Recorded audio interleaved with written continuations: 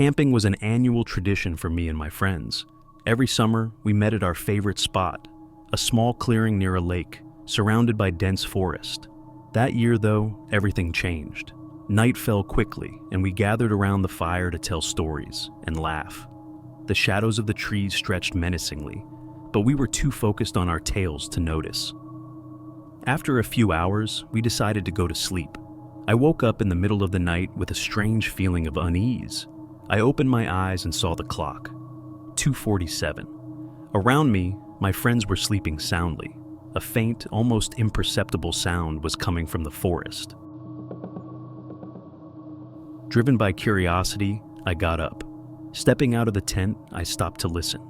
The noise was clearer now. A constant rustling, as if someone or something was moving among the trees. I grabbed a flashlight and ventured towards the sound. The beam of light illuminated trunks and bushes, but there was nothing unusual. I kept walking, the noise seemed to get closer. Suddenly, a branch snapped behind me. I turned around quickly, pointing the flashlight towards the sound, but saw nothing. My heart was pounding wildly. I decided to go back, but realized I no longer knew which way the campsite was. Fear began to creep into my mind. I tried to stay calm and remember the path I had taken. As I tried to orient myself, I heard that rustling again, but this time it was closer, almost right behind me. Turning slowly, the flashlight illuminated a figure. It was a person, or so it seemed. They were dressed in dark clothes and stood motionless among the trees. I couldn't see their face. With a lump in my throat, I asked who it was, but received no answer. I approached slowly, keeping the light fixed on them. Then, without warning, the figure turned and disappeared among the trees. I ran back, following the path from memory. After a few minutes, I saw the lights of our campsite. I arrived out of breath, waking my friends. I told them what had happened, but no one wanted to believe me. The next morning, however, we found fresh footprints around our tents. I never found out who or what that figure was. Since then, camping has never been the same. It was a perfect day for a long hike. Marco, Laura, and I had been planning this trek for months, finishing with a refreshing swim in a remote lake we had found on an old map. After hours of walking through winding trails and dense forests, we finally arrived at the lake. The water was a crystal clear blue, surrounded by a frame of towering trees.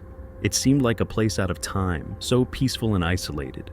We wasted no time and dove right in, letting the cool water soothe the fatigue of the long hike.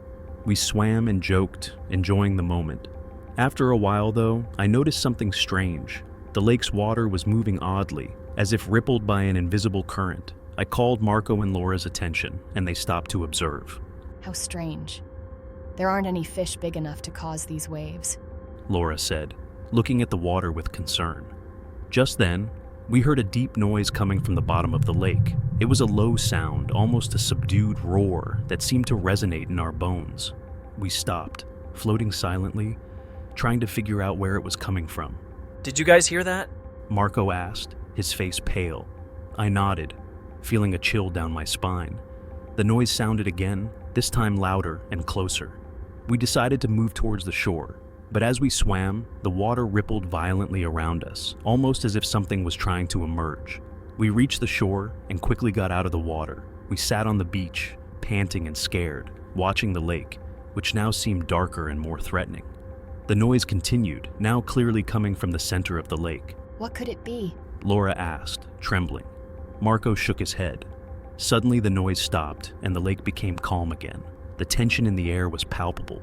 We decided to investigate, convinced there was a rational explanation. Marco, the bravest among us, took a long stick and began to probe the lake's bottom near the shore. But nothing.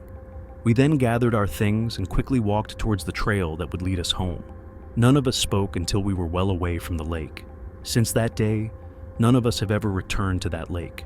The mysterious sound and the strange ripples in the water remain an unresolved enigma that haunts us in our nightmares. It was a quiet autumn evening when I decided to spend the weekend camping alone. I needed some time away from the chaos of the city, and the forest seemed like the perfect place. I pitched my tent near a small stream, hoping to find some peace. The first night was quiet. I fell asleep early, lulled by the sound of the flowing water. But the second night was different. I woke up in the middle of the night because of a strange noise, a sound I had never heard before. It was a scraping noise, as if something was scratching against my tent. I got up slowly, trying not to make any noise. The sound grew louder. I grabbed a flashlight and, with my heart in my throat, turned it on. There was nothing. Outside the tent, everything seemed normal. I convinced myself it was just the wind or some animal and went back to sleep. But the noise returned, louder and more insistent. This time, I went out of the tent determined to find out what it was. The scraping continued, coming from a specific point in the woods. I followed the sound, walking slowly among the trees. The flashlight beam illuminated the ground, but I saw nothing unusual. I kept walking, the noise getting louder and louder. I reached a small clearing, and there, in the middle, I saw something that made my blood run cold. An old wooden crate, apparently abandoned, was the source of the noise. Something inside the crate was scratching furiously against the walls. I approached slowly, fear gripping my chest. The crate looked ancient, covered in moss and lichen. Hesitantly, I opened the lid. Inside, I found an old tape recorder. The tape was spinning, producing that eerie sound. I turned it off, and the noise stopped. I returned to my tent, confused and scared. The next morning, I decided to explore the clearing further, but the crate was gone. Since then, I have never been able to explain that mysterious noise. There were 4 of us, me, Luke, Martha, and John. We decided to spend a weekend camping in a remote mountain area. The place was perfect, far from civilization, surrounded only by wild nature. We set up our tents and lit a fire to cook dinner. The evening went smoothly with laughter and stories around the fire. As night fell, an eerie silence enveloped the campsite.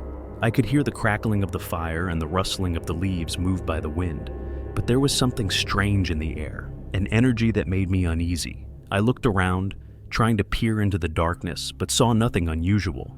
We decided to go to bed early. I slipped into my sleeping bag and closed my eyes, trying to shake off that feeling of anxiety.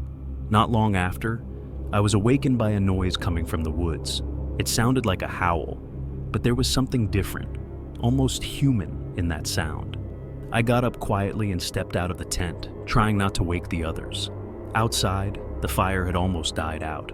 A shadow moved at the edge of the campsite. I squinted to see better and suddenly saw it. A wolf, larger than any wolf I had ever seen, stood just a few yards from me. Its eyes gleamed with a disturbing, almost hypnotic darkness. I felt my blood freeze in my veins. The wolf let out another howl, low and menacing. I remained motionless, unable to move. The wolf advanced slowly, never taking its eyes off me. Every instinct inside me screamed to run, but I was paralyzed with fear. Luke came out of the tent, probably awakened by my movement. As soon as he saw the wolf, he turned pale. He tried to grab a stick from the fire, but the wolf moved faster than I had ever seen an animal move. It approached Luke, growling furiously. Martha and John woke up and came out of their tents, confused and terrified. In a panic, I grabbed a flashlight and turned it on, pointing it at the wolf. The light seemed to bother it, and it stepped back a bit, but not enough. It kept looking at us with those cold, penetrating eyes. It almost seemed like it was playing with us, as if it knew we were at its mercy. The wolf took another step forward, and at that moment I knew we had to do something. I gathered my courage and threw a burning piece of wood at it. The wolf jumped back, letting out an angry growl. John, following my example, grabbed another burning piece of wood and threw it. The wolf finally seemed to understand that we were not easy prey. It slowly retreated into the woods, still watching us until it disappeared among the trees. We stayed there, trembling and shocked, with our hearts pounding. We quickly gathered our things and headed for the trail that would take us back to civilization. Every noise in the woods made us jump. Every shadow seemed to hide the wolf. Back in the safety of our homes, we told our story to anyone who would listen, but few believed us. The truth, however, is that that night, in that remote campsite, something dark and wild had watched us, ready to attack. Since then, every time I hear a howl at night, I can't help but think of that wolf and the eyes that watched us from the darkness.